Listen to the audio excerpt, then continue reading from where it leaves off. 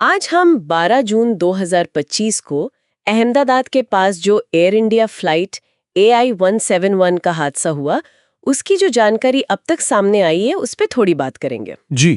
ये Boeing 7 Dreamliner 8 विमान था।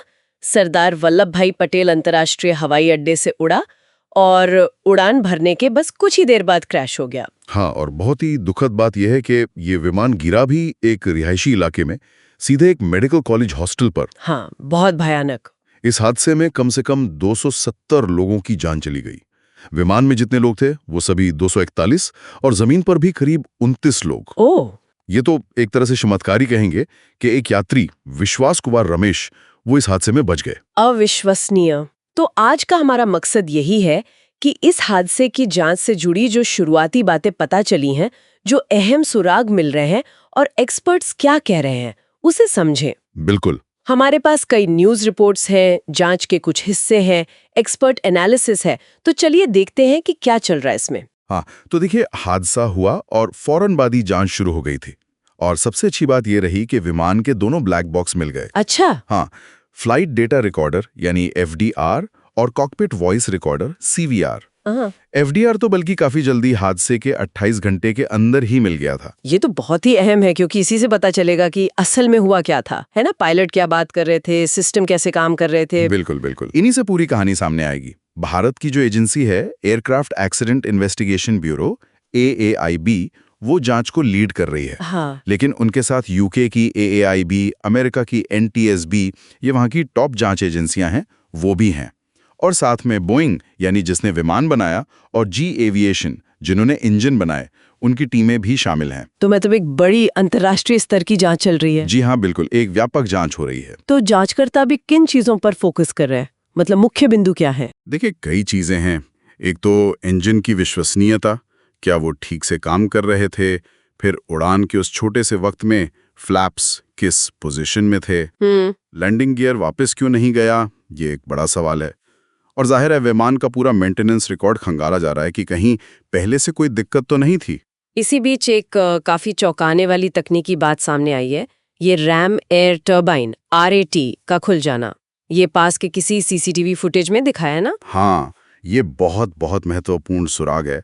ये RAT जो होता है, रैम एयर टर्बाइन, ये एक छोटा सा पंखा या टर्बाइन समझिए, जो इमरजेंसी में विमान के नीचे से बाहर आता है। अच्छा।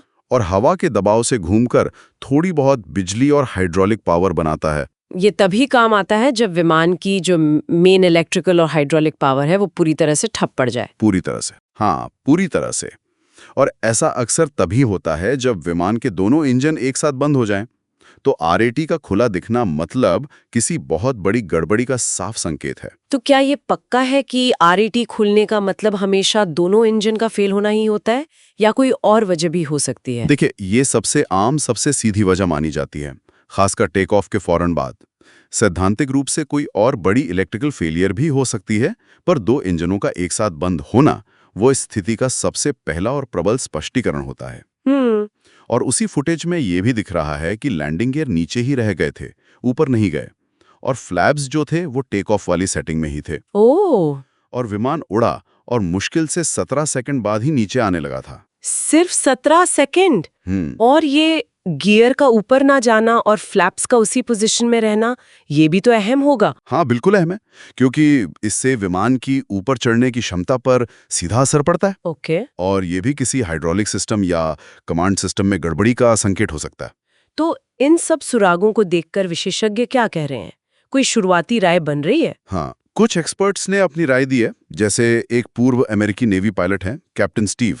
उनका मानना है कि ये RAT का खुलना लगभग पक्के तौर पर किसी बड़ी विफलता, जैसे दोनों इंजनों का बंद होना, उसी तरफ इशारा कर रहा है। अच्छा। वहीं एविएशन लॉयर हैं पीटर कार्टर और RMIT यूनिवर्सिटी की डॉक्टर क्रिस्टल जैंग, वो प्रक्रिया यानी प्रोसीजर या फिर किसी मैकेनिकल गड़बड़ी पर भी ध्यान देने को कह रहे हैं।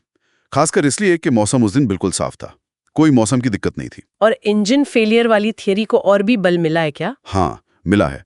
नॉर्थ ईस्टर्न यूनिवर्सिटी के एरोस्पेस इंजीनियर हैं प्रोफेसर अहमद बुसनेना, वो भी इंजन फेलियर को ही मतलब सबसे बड़ी संभावना मान रहे हैं। हालांकि वो ये भी कहते हैं कि वीडियो देखकर लगता है कि फ्लैप्स के साथ भी शायद कोई दिक्कत हो, लेकिन इंजन फेलियर नंबर 1 शक है।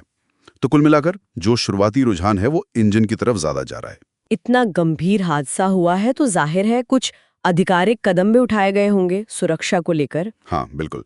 भारत की जो एविएशन रेगुलेटर है, डीजीसीए यानी नागरिक उड्डयन महानिदेशालय, उन्होंने फौरन एयर इंडिया के बेड़े में जितने भी बोइंग 787 विमान हैं, सबकी डिटेल जांच के आदेश दिए हैं। सबकी? जी हाँ, सभी की। इसमें खासतौर से इंजन कंट्रोल सिस्टम, फ्लैप्स कैसे काम कर रहे हैं और फ्यूल सिस्टम, इन सब की बारीकी से जांच करने को कहा गया है। ये एहतियात के तौर पर उठाया गया कदम है। समझ में आता है। तो आगे क्या उम्मीद करें? ये जांच कब तक पूरी हो सकती है, कोई अंदाजा? देखिए, जांच की जो शुरुआती रिपोर्ट होती है, प्रिलिमिनरी रिपोर्ट, वो आने में करीब 3 महीने लग सकते हैं। लेकिन जो फाइनल पूरी विस्तृत रिपोर्ट होगी, उसमें 1 साल या उससे ज्यादा का समय भी लग सकता है। ओ, काफी लंबा समय। हाँ, ये जटिल प्रक्रिया होती है, लेकिन सबसे निर्णायक चीज होगी ब्लैक बॉक्स डेटा का विश्लेषण। एफडीआर और सीवीआर से जो जानकारी मिलेगी, वही बताएगी कि असल में कॉकपिट में क्या हुआ था और विमान के सिस्टम ने कैसे रिएक्ट किया। सही। तो कुल मिलाकर देखें तो ये एयर इंडिया 787 हादसा एक बहुत ही गंभीर घटना है और जांच कई एंगल से चल रही है। हाँ, ये रैमेट टरबाइन का खुलना और दोनों इंजनों के एक साथ फेल होने की जो आशंका है, वो फिलहाल जांच के केंद्र में लग रही है। बिल्कुल। और एक्सपर्ट्स की राय भी ज्यादातर इसी तरफ इशारा कर रही है। पर हाँ, अभी कुछ भी पक्के तौर पर कहना तो जल्दबाजी होगी। हाँ, बिल्कुल। ब्लैक बॉक्स का डेटा बेशक सबसे अहम होगा, लेकिन ये घटना अपने आप में बोइंग 787 ड्रीमलाइनर की सुरक्षा पर और साथ ही एयरलाइन के मेंटेनेंस के तरीकों पर, मतलब रखरखाव प्रोटोकॉल पर, बड़े सवाल खड़े करती है।